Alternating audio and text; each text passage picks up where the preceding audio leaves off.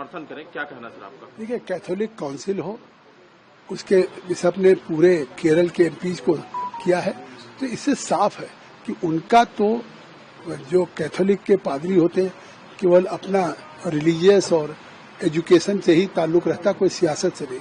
तो उन्होंने साफ इस बिल को पढ़ा, हमारी रिपोर्ट को पढ़ा, और उनको लगता है कि ये वक्त के बेहतरी के लिए है, डिस्प्यूट खत्म होगा। केरल के सैकड़ों साल पुरानी चर्च को कह दिया वक्फ है, सूरत के म्युनिसिपल कॉरपोरेशन को कह दिया ये वक्फ की प्रॉपर्टी है, 123 दिल्ली की प्रॉपर्टी जो ब्रिटिशर्स ने किसानों से कंपनसेशन ले गया था वक्फ है, नई पार्लियामेंट को कह दिया वक्फ है, ईडन गार्डन को कहीं कह दिया वक्फ है। तो ये विवाद खत्म होगा, इसलिए वो अपील कर रहे हैं। बड़ी संख्या में मौलाना भी इसका मदद कर रहे हैं। केवल all India Muslim personal law board पूरे इस रमजान के महीने में, जहां इबादत का महीना है, अल्लाह के लिए तरावी से लेकर प्रेयर का है, वहां अलविदा नमाज में भी उन्होंने आह्वान कर दिया कि काली पट्टी बांध करके जाएं। आज ईद के दिन भी पूरे देश में उन्होंने आह्वान कर दिया कि काली पट्टी बांधें। आखिर क्यों? कानून तो अभी सदन में आया नहीं, अमेंडेड कानून आ जाए तब गुमराह करें कि हमारी मस्जिद ले ली जाएगी।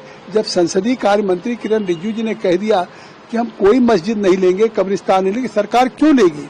फिर भी वो इस तरह का वो हो ओवैसी कि साहब हमारे मस्जिदों पे हमला है, हमारे ऊपर गोली है, हमारे ईमान पे गोली चलाई जा रही, तो ये मुझे लगता है बदअमनी फैलाना चाहते हैं। इतना बड़ा एक महीने का त्योहार जहाँ एक चुनौती है प्रशासन को, मैं तो ईद को बधाई देते हुए शुक्रिया अदा करूंगा, धन्यवाद दूंगा कि देश का अल्पसंख्यक पीसफुली अपने इस ईद के त्योहार को मनाया है। क्योंकि जिस तरह से मोदी जी भी, आप देख रहे हैं, मोदी सौगात 32 लाख लोगों को मिला है। आज वो महिलाएं हों, खवातीन हों या हमारे भाई हों, आज उनका धन्यवाद दे रहे हैं कि मोदी जी ने हमको ईदी दिया।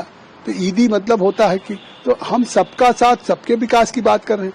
लेकिन ये जो कांग्रेस पार्टी है, ओवैसी है, पर्सनल लॉ बोर्ड है, ये केवल मुसलमान को वोट बैंक समझ रही है, उसको तुष्टीकरण कर रही है, कोशिश कर रही कि हम तफरका पैदा करें झूठ बोल करके, ना इत्तफाकी करें, बदअमनी करें, लेकिन ये हो नहीं पाएगा। सर, लेकिन विपक्ष के नेताओं से जब हमने बात की तो विपक्ष के नेता कहते हैं कि जो स्टेक होल्डर नहीं है वो क्यों अपील कर रहा है।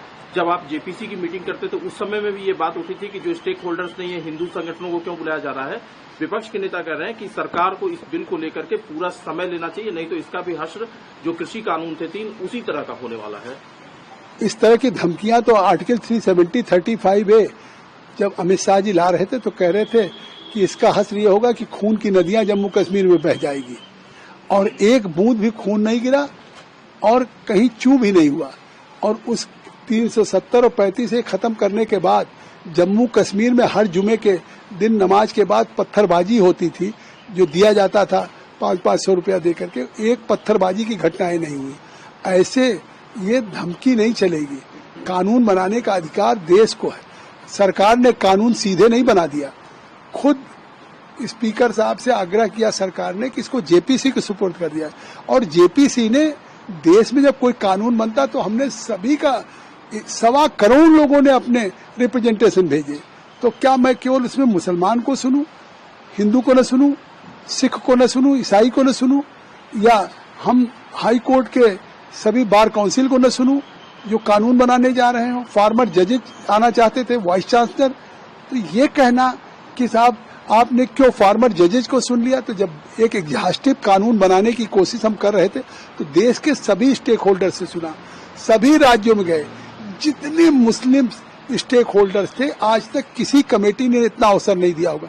यहाँ तक कि जो आज तक जम्मू कश्मीर का सबसे बड़ा अलगाववादी मीर हुआ है, उसको भी हमने कमेटी के सामने बुलाया और पहली बार वो पार्लियामेंट में आया। तो जब हमने उनको भी सुना, उसके आधार पर रिपोर्ट बनाई है, उसके आधार पर अमेंडेड कानून आने जा रहा है। तो ये केवल एक सियासी अखाड़ा रमजान महीना कोशिश करके कि किस तरह से गुमराह करके हम एक लोगों में तफरका पैदा करें, ना इत्तेफाकी पैदा करें।